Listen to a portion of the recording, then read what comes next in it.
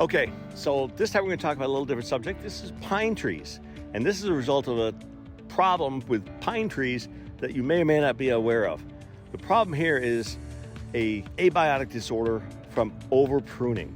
So this community is large, mature community, had these big pines, but they had someone come into this neighborhood, and when they pruned the trees, they stripped it out. They were a little too heavy-handed. They took too much of the green out of the canopy.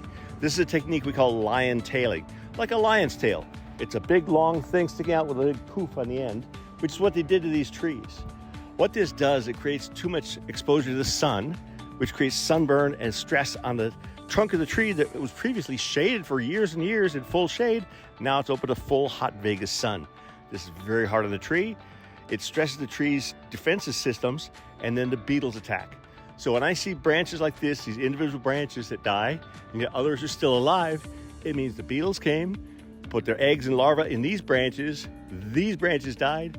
These other branches, they may have eggs and larvae in them. We just haven't seen the results yet. But my guess is it's going to end up looking like this one to the front corner here pretty soon. See, that tray is entirely dead, and the one behind us here, which we'll look at in a second, has got other borer damage. Okay, so here's that adjacent pine. As you see, there's green at the top, but look at these other branches. This entire stem, in fact, has just died away. Individual branch damage. This, to me, is a sign of borer damage. It means the borer has been chewing on the inside of the tree, eating out the cambium, the vessels that transport the water and the nutrients into the tree. So let's look a little closer, and we can see what we call the exit holes. This is where the larvae, once they become a beetle, they come out these holes, and that's how they crawl out to fly off and go attack another tree. Some other signs of this damage is up here. We can see these tracks. You see these courses where it looks like they're chewing, they've been crawling underneath the bark, eating away the underneath side. This is creating this damage to the tissue and stopping the water flow through the tree. Out here, you see more of this. Little galleries is what they call it. They call it gallery because they're like carving these little routes and tunnels as they feed under the bark. That's why you can't see them. You can't spray them because they're inside the tree. You have to use other controls in order to mitigate this. The best control is prevention by not over pruning your pines or other trees.